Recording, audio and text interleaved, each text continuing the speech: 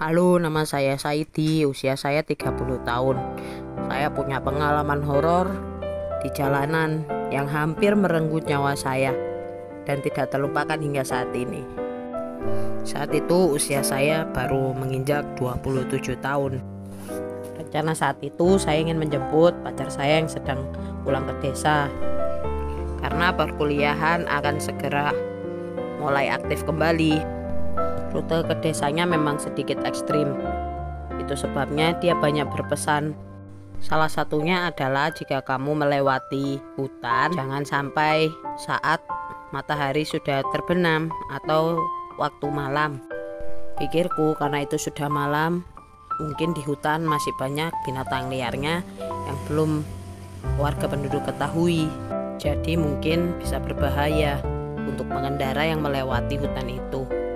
Aku berangkat pukul 6 pagi diantar mamaku di depan gerbang rumah.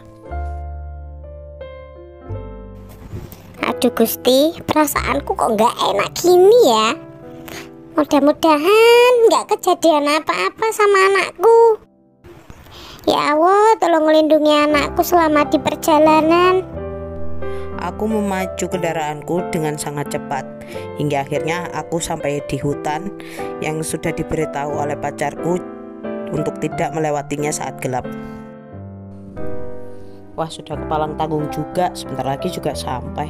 Udahlah, nggak apa-apa, kebut aja gas. Loh, kok tiba-tiba ada cewek di tengah jalan? Hei, minggir, awas.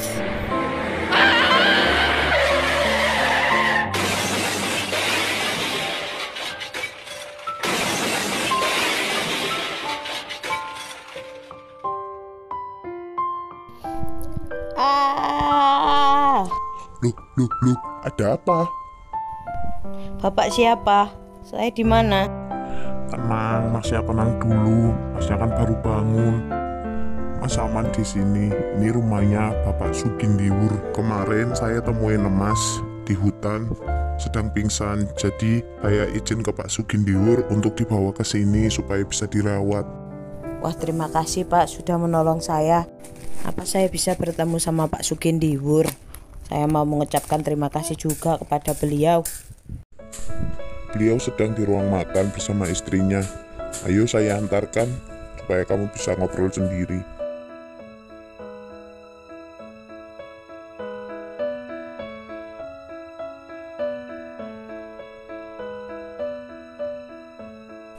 Bapak dan Ibu Sugindiwur, terima kasih sudah mau menolong saya. Sama-sama Mas Saidi. Tapi sebaiknya Mas Saidi ini istirahat dulu di sini sampai kondisinya benar-benar membaik. Karena di sini memang jauh dari rumah sakit maupun pelayanan kesehatan lainnya. Jadi terlalu bahaya buat Masnya kalau mau lanjut perjalanan. Wah, terima kasih atas kebaikan Bapak. Tapi saya takut orang rumah khawatir karena tidak ada kabar dari saya. Lebih baik saya tidak merepotkan Bapak, Ibu dan sekeluarga lagi. Saya juga pulang saja Pak. Saya sudah enakan juga. Terima kasih ya Pak. Udah loh Mas, turutin aja. Gitu-gitu Bapak dokter loh. Takutnya kalau Mas nekat nanti terjadi apa-apa. Tapi orang tua saya dan pacar saya pasti khawatir sekali. Kalau ada apa-apa lagi yang terjadi sama Mas, mereka akan jauh lebih khawatir dan lebih sedih. Sudah, di sini saja sampai benar-benar sembuh. Nanti saya bantu untuk bicara ke mereka kalau Mas sudah sembuh. Baiklah kalau begitu Pak, saya ucapkan terima kasih sekali lagi.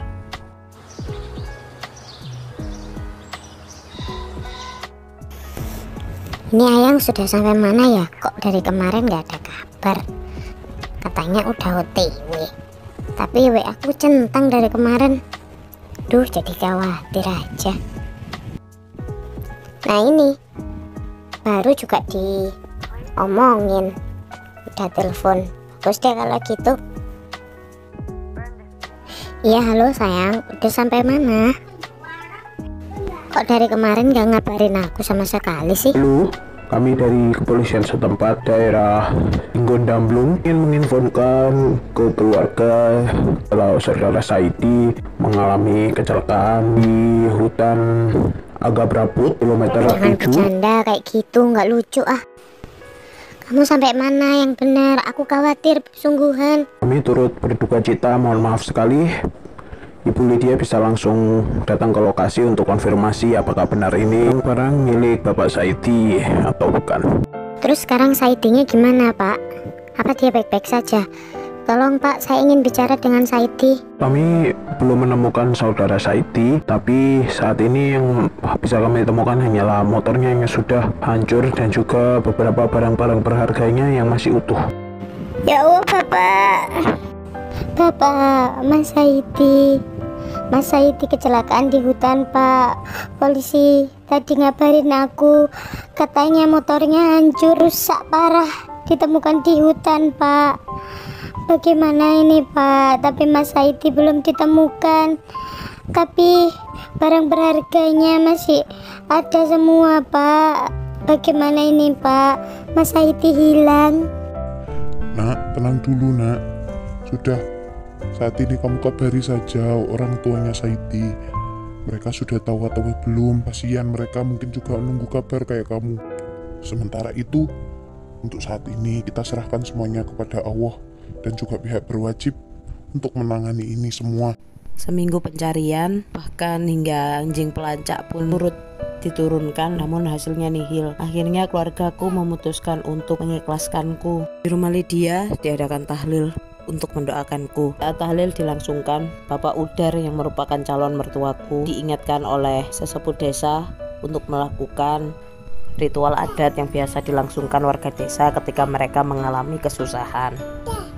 Pak Udar meminta izin kepada ibuku yang selama ini tinggal di rumah itu karena harus mengikuti pencarian untuk mencariku selama beberapa minggu ini. Bu, saya minta izin untuk melakukan ritual adat yang biasa kami lakukan di sini. Semoga ini juga bisa jadi ikhtiar terakhir kita untuk menemukan Saidi. Iya Pak, lakukan saja. Semoga dengan jalan ini pun kita bisa memperbesar peluang untuk bertemu dengan Saidi.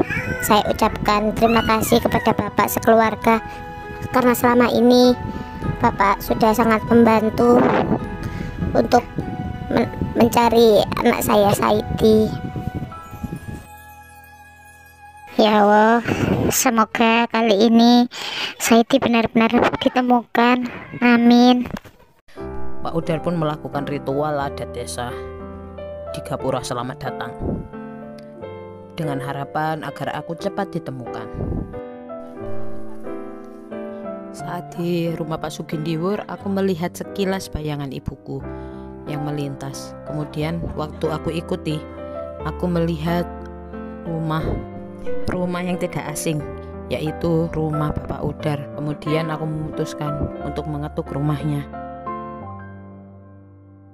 Seperti tanpa sebab, tubuhku seperti sakit sekujur tubuh.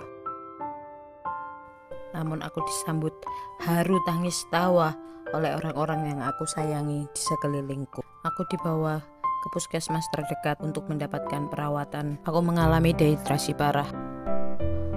Perlahan Lydia menceritakan semua kisah ini kepadaku. Aku sudah sehat dan juga sudah menikah dengan Lydia. Kami tinggal di kota dan sesekali pulang ke desa untuk melepas rindu dengan orang tua Lydia.